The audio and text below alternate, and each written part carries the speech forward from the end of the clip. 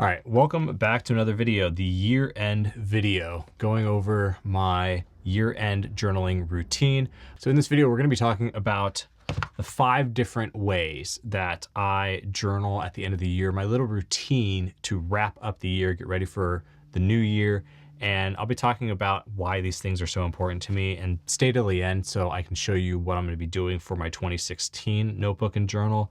I'll get into that here in a little bit. But first, let's dive into the first category. The first thing that I like to do with all my notebooks, I sit down with all my notebooks and I figure out what have I read this year. So I ended up doing this across 2 different notebooks this year.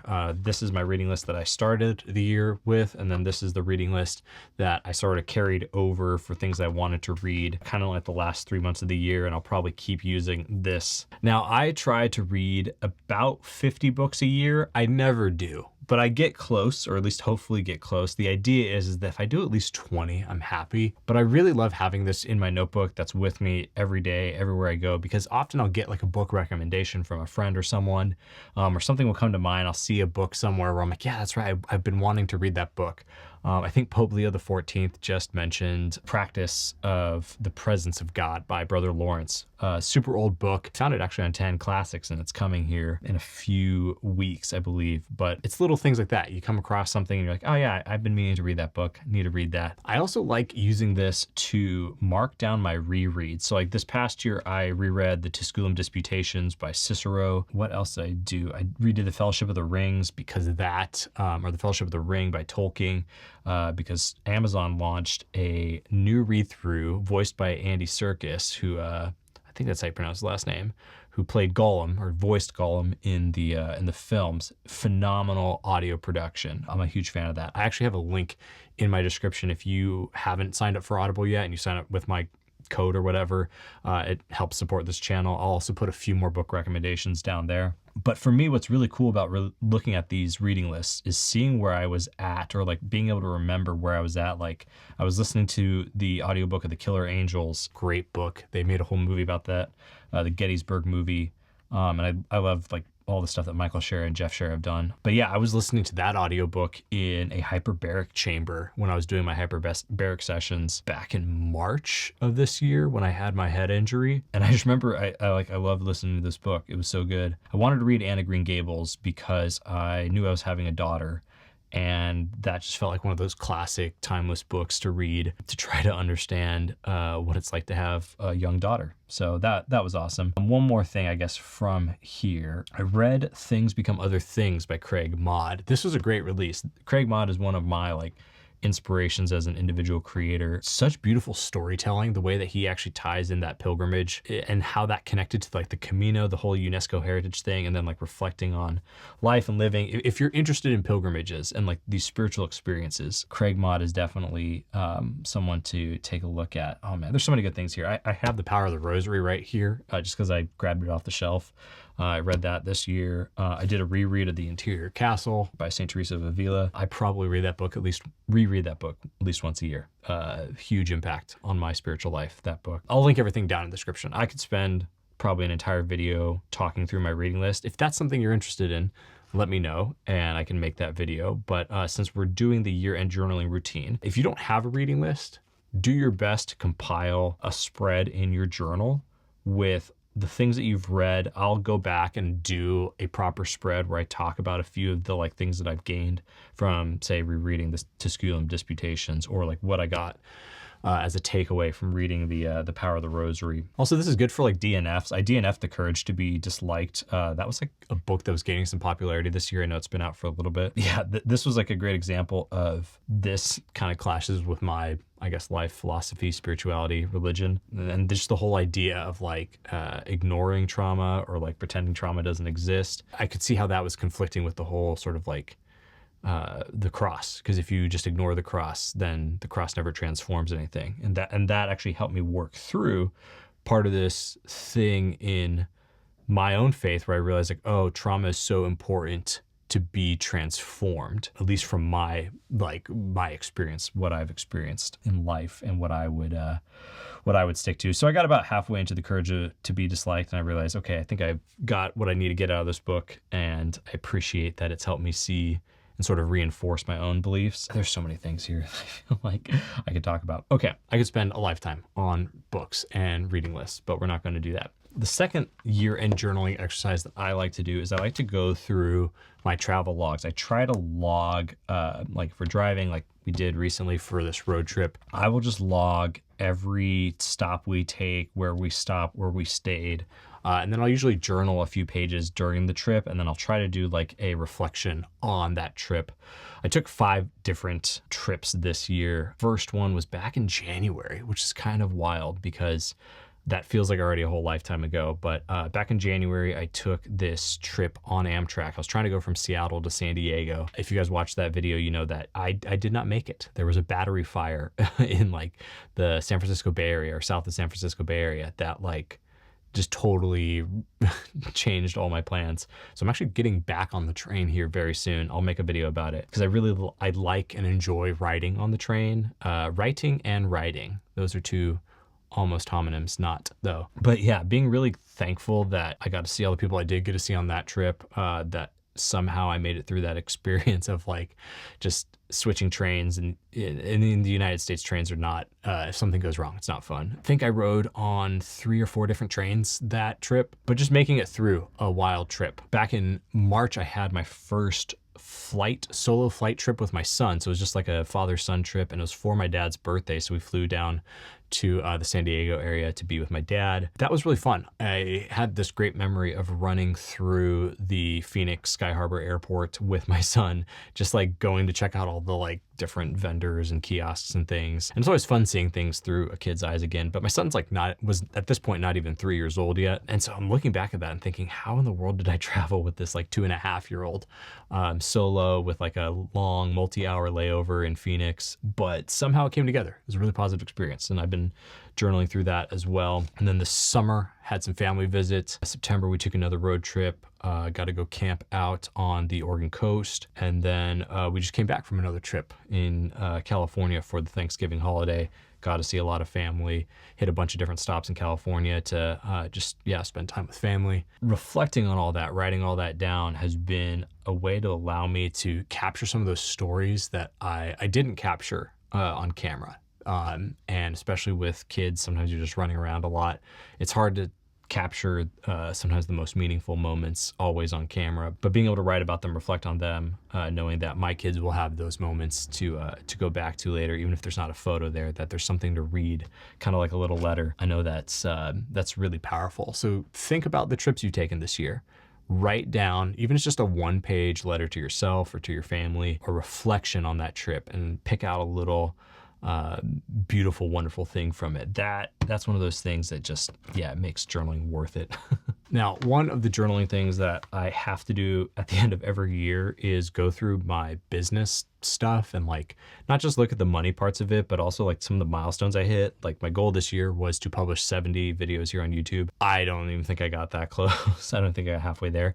But a lot happened. I did have some breakout videos. I try to write those down, try to look at like how many views did I do this year. Subscriber growth this year was amazing. Like I went from having about 10,000 subscribers to now almost 20,000 subscribers. So if you're any of those 10,000 subscribers who've just shown up, thank you. And for everyone else who's been here the whole time, this whole past year, thank you so much. Just like any business, you want to capture not just what went well and like what's the monetary sort of income, but just like what are some of those milestones. And I look back now at some of my journals back when I was looking at one the other day where I only had 3,000 subscribers. I was so grateful for that. And looking back on that now, I'm like, wow, if for some reason my subscriber base plummeted to 3,000, I would feel probably different about it than reaching that milestone. But I'm really thankful for like those first 3,000 subscribers. Additionally, I'll do like a reflection on my Substack and my writing. So like this year I released my first book, Little Devotional, as an ebook. You guys can go find that. I'll link it in the description below. But if you haven't checked that out, I think you might like it. I've reached some milestones on Substack where like I got my Substack paycheck, I guess, from this last month, and it was the most it's ever been. Still not like, I'm not buying, but it's like, it can absolutely support my journaling hobbies and, pay for some groceries for the family and stuff and utilities or whatever. Like I'm so grateful for that. And I hit so many milestones with my writing, from the ebook launch to some really big essays that I wanted to publish this year. There's so many fun little things in the Substack space and the writing space. And I realized that I think I have another book on the way already through some of the writing stuff I've been doing this past year, and hopefully I can pull that together next year. But a lot to be grateful for. And it's always fun to look back at some of those milestones and go, wow, yeah, I didn't hit any of this. I was trying to figure out like how I would plan for this year, and planning for this year just became chaos. And somehow I still made some videos. A lot of you showed up along the way. I feel really stoked for what I was able to put together this year. But make sure you do some type of reflection on your sort of like your business, your work, the accomplishments, the things that you were able to create, the people who've joined you along the way. That's one of the most important things that you could be doing in your journal as you wrap up. When it comes to just logging the devotional stuff, which I think I have, yeah, I have that both here. I always change up my like devotional maps. It's like the first thing that I always like christen a new notebook with. Even though I have all this memorized, like if someone asked me to write down any of this stuff from memory, I know I could. But keeping a log of your devotionals, or, you know, I know some people are more into like maybe just meditating or just, you know, reading the Bible or having some type of Bible reading or whatever your spiritual devotional practice is. For me, I started keeping a adoration journal inside of my Paper Republic. That was really good, and that's not sort of captured here. But being able to reflect on these over the years, it's been fun to see how these devotions have changed. 2 years ago, I was trying to read the Bible every month of the year. So like read through the Bible 12 times in a year. I knew I would fail at it, and I did, but I failed in different places. So I was able to read the entire Bible a few times throughout 2 years ago now. This year, I wanted to focus more on the USCCB readings, along with spending more time doing the Rosary and actually spending more time on the mysteries specifically. And I got that. And that's kind of reflected in the shift, because like when I built this map out, this is the beginning of the year, and here's at the end of the year, this notebook. I had my map for my Proverbs and the Psalms. I had sort of like the mysteries here, and then I put my evening exam in at the end. I ended up shifting a lot of that stuff around. So now it's just like this whole page is just Rosary stuff. This is the Proverbs and Psalms along with my Ignatian evening examen. I think there's a lot to be said. There's these like phrases that have been coming up more and more about like going into monk mode, or like locking in, and just like being so focused. But a lot of the focused on like hustle productivity, or even like I would call it like performative productivity, because there's all these things. I don't know what to make of it, other than like for me, I want to be the best sort of like actual monk that I can be, while still being, you know, the father and the husband and son that I am as well. So I recently met a third order Carmelite. There's a small Carmelite order in our diocese, and just like learning and just like soaking up more of like the Carmelite spirituality has been really great. And obviously like going back to the Ignatian sort of exercises and sort of that old like just OG Jesuit spirituality, there's something really good about that. And I think if you're trying to use the phrase monk mode, and you aren't actually studying like the sort of the mystics, the monks, the contemplative minds that have done this best. I know I got a lot this past year reading through St. Josemaria Escriva's works. All of them are available for free on escriva.org, which is amazing, because he only passed about 50 years ago. So to have his works like that in the open domain where anyone can read them, that's been really powerful too. Things like that. I need to do a proper like multi-page spread on some of those things. I've actually been already working on that, sort of commonplacing the Rosary for myself. And that's just developed a lot in my sort of meditative and contemplative life. I'm really grateful for that richness that can only come by showing up and doing the work. So make sure you are mapping out or logging your devotions, so you know what it is you're trying to do, if it's a daily devotion or some type of weekly devotion type thing. And then make sure you sort of log it. Give yourself the time to reflect on all those things at the end of the year, and then start asking yourself, what do you want to do for your devotion, or how do you want to grow in the coming year? So when it comes to the year ahead, I'm going to show you guys what my new notebook looks like. I just got this in from Paper Republic. They now have these 2026 journals, or these 2026 calendars, I guess I should say. And I just threw this in here in the front section of this notebook. I have my adoration notebook over here, which I'm about halfway into, but that's pretty personal. Probably wouldn't do a flip through on that right now. I will open this up because the thing that I like to do at the end of my year-end sort of journaling routine is to set up my journal, my notebooks for 2020, I guess the next year, so 2026. So this Paper Republic Pocket Planner Calendar Notebook thing, I haven't used this particular style yet, which is the one that just has the sort of year at a glance here in the beginning, and then it just has like a weekly spread with pretty generous cells. So like 3 cells, 3 days on the left-hand side. And then you have your Thursday, Friday, Saturday, Sunday split here at the bottom. The things I usually like to do is map out on my year where I already know I have some travel. Thankfully right now, we've done so much travel, especially with the kids, traveling with a basically like 5, almost 6-month-old baby and then infant.